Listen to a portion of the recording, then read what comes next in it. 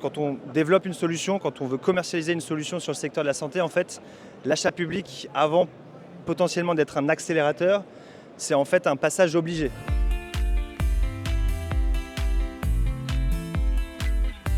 Bonjour Louis Potel. Bonjour l'œil de l'e-santé.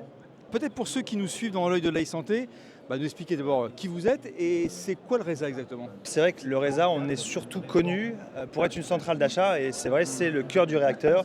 Le RESA, on est une centrale d'achat, mais pas uniquement. Mais déjà, peut-être quelques chiffres sur la centrale d'achat. C'est 3,5 milliards d'euros d'achats à travers nos marchés sur l'année 2025. On couvre l'ensemble du besoin des établissements sanitaires et médico-sociaux. Plus de 6000 marchés en cours, plus de 1500 fournisseurs qui sont titulaires d'un marché.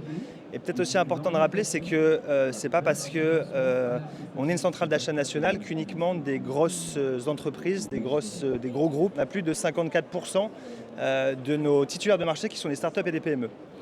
Et à côté de ça, pour justement nous être performants dans notre travail, dans notre expertise qui est l'achat public, on est aussi doté d'un centre de ressources et d'expertise. Donc ça va être des formations, ça va être de l'événementiel, ça va être une direction RSE aussi, des délégués régionaux en région pour justement pouvoir répondre aux demandes des établissements sur le terrain. Et également un centre de l'innovation par les achats qui est aussi rattaché à une direction internationale parce que ces deux sujets sont intimement liés. Mais de toute façon, je pense que c'est l'objet de la discussion aujourd'hui, surtout tout ce qui est innovation. Alors c'est une bonne transition, Louis, par rapport à ce qu'on a pu voir pendant ces 3 jours de Santé Expo, de l'IA, de l'innovation, beaucoup de technologies qui doivent servir aux produits de santé et bien sûr aux patients. Et forcément, les acteurs, c'est beaucoup de sociétés, beaucoup de startups. Et on parle d'accélération, l'accélération de la diffusion de ces technologies. Moi, ça m'intéresse de savoir comment le RESA, vous y contribuez. On sait que l'innovation, vous l'avez mis dans votre axe stratégique de développement. Comment vous faites au quotidien pour faciliter la diffusion de ces innovations? Important de rappeler déjà, premièrement, c'est que si on prend tous les hôpitaux français, 50% sont publics. Néanmoins, 65% des lits sont dans les hôpitaux publics. Et si on prend tout le volume des achats sur le secteur de la santé, 70% c'est des achats publics. Donc déjà, peut-être la première chose vraiment à rappeler, c'est que quand on développe une solution, quand on veut commercialiser une solution sur le secteur de la santé, en fait, l'achat public, avant potentiellement d'être un accélérateur, c'est en fait un passage obligé. On ne peut pas développer une solution, innovante ou pas de toute façon, sur le secteur de la santé sans passer par la case achat public. Donc c'est quelque chose à prendre en compte évidemment. Et ensuite, je pense que l'achat public n'est pas vu comme un accélérateur justement, il va plutôt être vu comme un frein de premier abord. Et je pense que c'est vrai, forcément, c'est des procédures qui peuvent être beaucoup plus longues, les temps sont beaucoup plus longs chez nous que le temps des entreprises. Par contre, l'achat public d'innovation fait à travers une centrale d'achat comme le RESA, expert de l'achat public qui sait justement monter des marchés qui vont prendre en compte justement la spécificité des solutions innovantes, la spécificité d'une start-up, le fait que ce soit des entreprises jeunes, les spécificités aussi de mise en place des solutions au sein des établissements. Là par contre ça peut être un accélérateur et non pas un frein. Et c'est justement pour ça au RESA qu'on a créé du coup le centre de l'innovation par les achats dès 2018, donc ça commence à faire, si je calcule bien, on est presque à plus de 7 ans. Et donc c'est une équipe qui est composée aujourd'hui de 5 personnes et notre mission, elle se découpe en 3 temps. Ça va être d'identifier et d'évaluer les solutions innovantes pour ensuite pouvoir les intégrer à notre catalogue de solutions innovantes à travers des appels d'offres qu'on va lancer pour sélectionner les solutions à forte valeur ajoutée pour le système de santé, les établissements de santé, les utilisateurs finaux. Et ensuite, on ne s'arrête pas là. Le but, ce n'est pas d'empiler des solutions et d'avoir des vecteurs contractuels basiques. C'est justement d'avoir des vecteurs contractuels qui sont adaptés clé en main.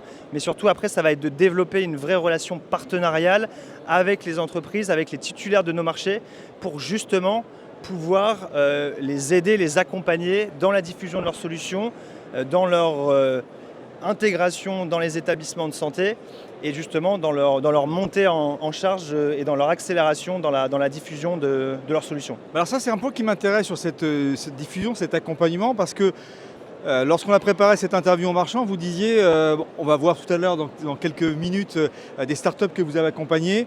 Bien évidemment, par exemple, sur la gestion de la trésorerie, en accélérant la possibilité forcément pour ces sociétés d'avoir un versement des fonds plus rapidement. Ça, c'est quelque chose de très concret pour les startups qui nous regardent. Mais ce n'est pas que cela. Vous avez une vision, on va dire, systémique de l'accompagnement. Ouais. Ça va être des réflexions peut-être sur l'aspect juridique. Vous pouvez peut-être nous expliquer, là, dans l'œil de l'e-santé, cette vision un peu presque holistique pour accompagner l'innovation? Le simple fait d'avoir une équipe innovation au sein d'une centrale d'achat, en fait, c'est primordial. C'est-à-dire qu'on est à l'écoute. Donc après, on est aussi là pour décoder en fait, le code de la commande publique. Je ne l'ai pas encore mentionné, mais on a plus de 15 partenaires structurants sur l'innovation avec l'ensemble des institutions, des organisations qui agissent sur le secteur de l'innovation en santé, que ce soit des pôles de compétitivité, des clusters, des institutionnels comme la BPI France avec qui on vient juste de renouveler le partenariat là, hier, on vient de signer un partenariat avec Paris Santé Campus, et donc c'est avec toutes les entreprises qui sont accompagnées au sein de ces structures. Nous, ce qu'on va faire, c'est qu'on va aller mettre en place, on va organiser des ateliers de sensibilisation au code de la commande publique parce que le nombre d'entreprises qui viennent nous voir au moment où leur solution est commercialisée en disant comment est-ce que je fais pour être référencé chez vous et qui tombent peut-être un peu des nues quand on va leur expliquer qu'un process d'appel d'offres, ça prend entre 9 mois et 1 an, en fait, ils se reprennent ce temps-là en fait, dans la vue. Donc ça, c'est un élément absolument primordial, c'est de pouvoir aller le plus tôt possible prêcher la bonne parole. On ne va pas en faire des acheteurs publics, mais en tout cas, d'être là pour les sensibiliser et pour qu'ils puissent déjà prendre ça en compte en fait, dans leur phase de commercialisation. Et ensuite, tu l'as évoqué, c'est aussi le dérisquage pour les entreprises. C'est-à-dire qu'au Reza, on va intervenir sur nos marchés innovation en grossiste. On a la capacité de faire ça, c'est-à-dire en achat-revente. C'est au niveau de la facturation. C'est-à-dire qu'ils se mettent d'accord en fait, dans le cadre de notre marché, dans les conditions du marché qui ont été signées suite à l'appel d'offres. Ils se mettent d'accord sur la prestation, mais ensuite, du coup, c'est l'entreprise qui va nous facturer et nous, on facture l'établissement. Qu'est-ce que ça veut dire? Ça veut dire que nous, derrière ça, quand on reçoit la facture de l'entreprise, on les paye à 7 jours. Et on sait très bien que la trésorerie, c'est absolument primordial. Est-ce que vous pouvez peut-être nous donner, vous, les enjeux stratégiques, tant pour les startups que pour les hôpitaux, pour pouvoir en fait diffuser ces innovations? On se tourne vers les établissements pour justement comprendre leurs besoins, quelles sont les priorités actuellement des établissements, des professionnels de santé, du personnel hospitalier. Et c'est grâce justement à ce travail-là avec eux qu'on va pouvoir identifier les sujets sur lesquels nous, on doit travailler et où on doit s'assurer d'avoir des marchés avec des solutions qui ont fait la preuve de leur efficacité sur le terrain, avec des mesures d'impact. C'est des choses d'ailleurs qu'on va mettre en place avec le CHU de Nantes. On a un gros partenariat structurant qu'on a signé l'année dernière, la Fabrique de l'innovation en santé, qui va ouvrir cette année. Il faut se tourner justement vers des centrales d'achat et à mon avis vers le Reza pour faire ces achats de solutions innovantes parce que justement nous on va intégrer dans le modèle contractuel par exemple des clauses de réexamen parce qu'une solution innovante qu'on achète à un instant T, au bout de 2 ans elle va évoluer. Si on ne prévoit pas ça au niveau de l'appel d'offres et au niveau du contrat, en fait on va être bloqué. Ça veut dire quoi la dimension internationale au sein du Reza? Très simple en fait. Je vais donner 2 exemples très concrets. On a un partenariat structurant avec la centrale d'achat des hôpitaux francophones belges qui s'appelle Mercurosp. En fait, pour faire simple, on est en train d'ouvrir tous les marchés qui sont ouvrables au périmètre belge. C'est-à-dire qu'aujourd'hui, les hôpitaux francophones belges peuvent passer par les marchés du Reza sans avoir besoin de lancer d'appel d'offres pour pouvoir acquérir les solutions qui sont référencées chez nous. Ça veut aussi dire du coup que les titulaires des marchés Reza ont la possibilité de pouvoir commercialiser leurs solutions auprès des établissements belges sans avoir besoin de répondre à des appels d'offres. Et deuxième élément très important, l'innovation, on le sait bien, ça peut rajouter des coûts en fait aux établissements. Le financement de l'innovation pour les établissements est très important. Au Reza, on est très impliqué dans des projets européens. On a participé, coordonné à plus de 10 projets européens soutenus, financés par la Commission européenne.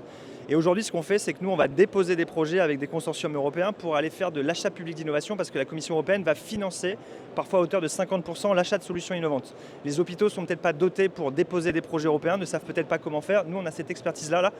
De par notre expertise, on va aller chercher les projets européens, on va chercher les financements au niveau européen pour ensuite faire en sorte que les solutions qu'on va sélectionner soient moins chères pour les établissements in fine. Je vous propose, oui, on continue l'interview en marchand, mais avec les startups que vous accompagnez.